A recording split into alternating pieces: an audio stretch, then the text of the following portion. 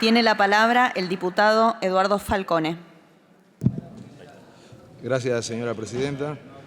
Bueno, en primer lugar quiero adelantar que el bloque del MID va a apoyar las dos leyes afirmativamente.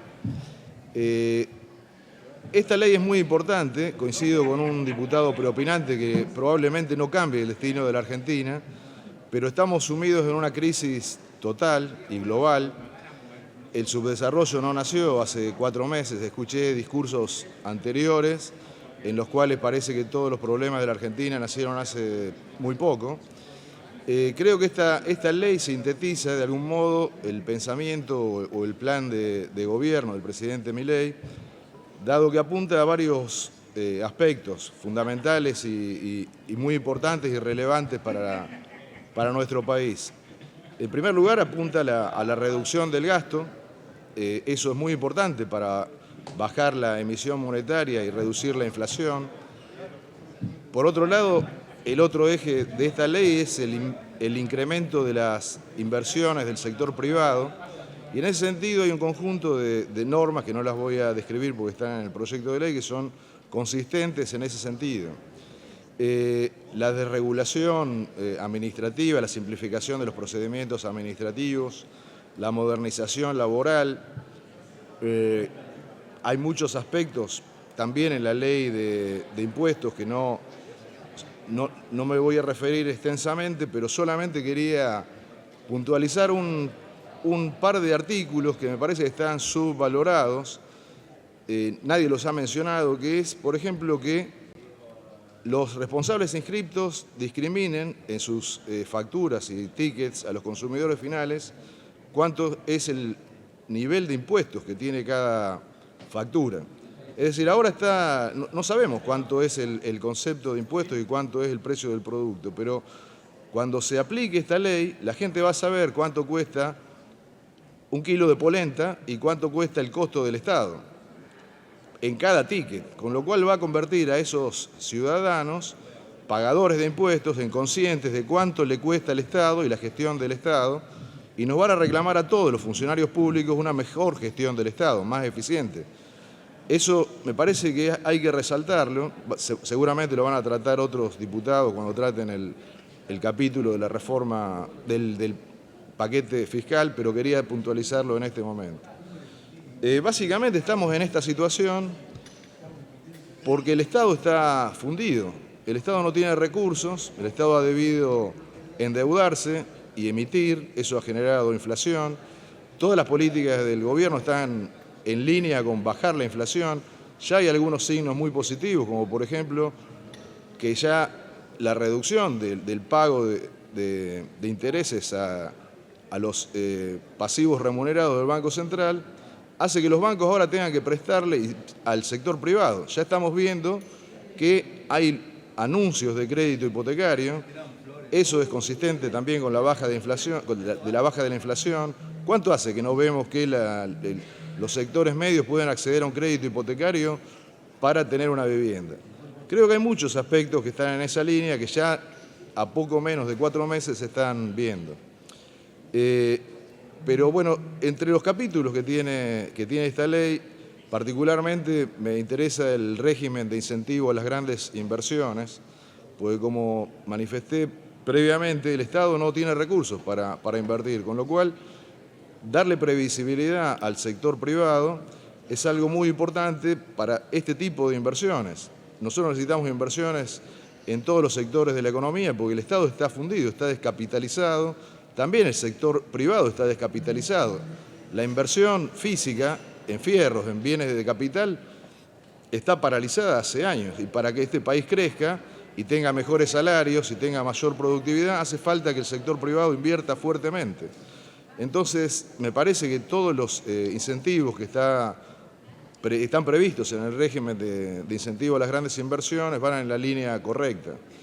Acá también quería hacer alguna observación sobre algunos diputados preopinantes que parece que están preocupados por los impuestos o algunos beneficios que les vamos a dar o que le podríamos dar a los grandes inversores, pero no se paran a analizar que hoy esos impuestos no se pagan. O sea, hoy no hay inversiones, por lo tanto no se pagan impuestos, con lo cual una reducción de impuestos sobre algo que no existe, me parece que no tiene sentido discutirlo. O sea, todos acá están planteando que vamos a beneficiar a los grandes inversores. Ojalá vengan grandes inversiones y grandes inversores o pequeños inversores que hagan consorcios y puedan invertir en sectores de infraestructura o en todos los sectores que hacen falta en la economía y paguen impuestos. Van a pagar un poco menos, pero van a pagar impuestos que hoy no ingresan y lo más importante es que van a hacer inversiones que hoy no existen.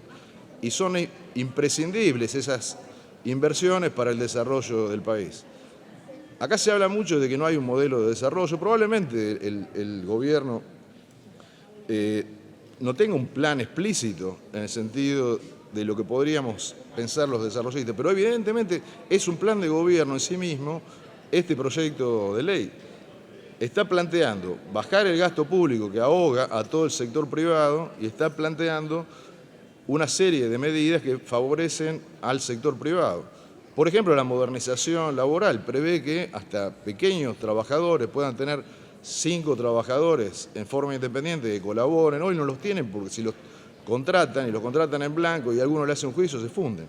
Con lo cual me parece que también es un incentivo para que un pintor pueda tener otros colaboradores, un pintor, un jardinero, cualquier pequeño trabajador que hace este trabajo independiente, porque va a ampliar esa oferta de trabajo. Ya ayer estuvimos viendo anuncios de pequeños empresarios que dijeron que si se aprueba esta ley van a crear 1 millón de puestos de trabajo. Eso no solamente es importante porque va a haber trabajadores registrados que hoy no lo están, sino porque van a ser contribuyentes del sistema previsional. El sistema previsional está fundido porque la mitad de los trabajadores de Argentina están trabajando en negro, están afuera del sistema registrado. Con lo cual, toda esta serie de medidas me parece que es fundamental para que la Argentina supere la crisis que está teniendo. Alguna observación que quería hacer sobre unas manifestaciones de diputados preopinantes es que hacían manifestaciones como que el gobierno va a tener que pagar estos gastos, el gobierno va a tener que pagar otras, que van a forzar al gobierno a pagar. Y yo les quiero recordar que esos gastos no los paga el gobierno, los pagan los contribuyentes y el pueblo argentino. Con lo cual, parece que consideran o no tienen en cuenta que hay una restricción de presupuesto. O sea, evidentemente, si no hubiera restricción de presupuesto, le pagaríamos más a los jubilados, se harían obras públicas que no se hacen, pero precisamente como hay una restricción de presupuesto, este gobierno tomó el toro por las astas y lo que tiene que hacer es reducir el gasto público y fijar prioridades a dónde tiene que destinar los fondos públicos.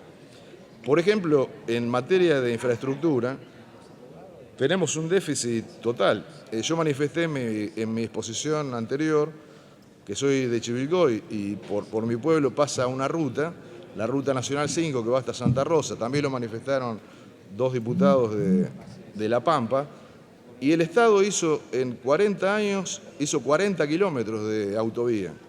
Imagínense que hasta La Pampa son 600 kilómetros, van a tardar 600 años en hacer esa autovía.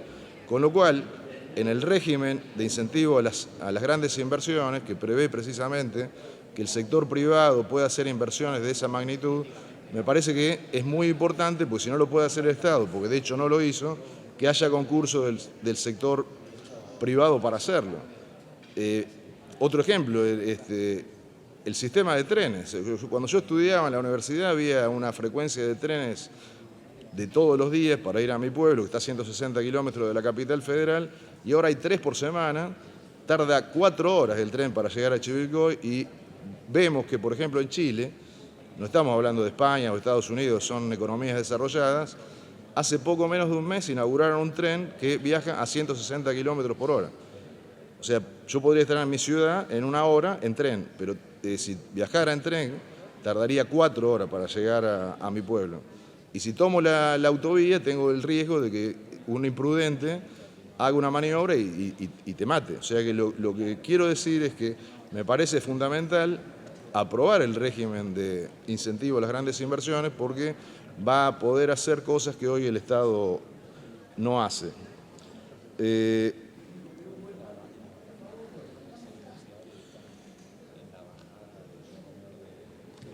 Para terminar, me parece que es necesario, es importante, así como hizo el presidente del bloque de la primera minoría, citar un discurso del presidente Perón el 1 de mayo del 74, recordar el discurso del presidente Frondizi el 1 de mayo de 1958, cuando se manifestó ante este mismo Congreso y dijo: señores, pedido permiso para leer, señores legisladores, nos aguarda a todos una inmensa tarea.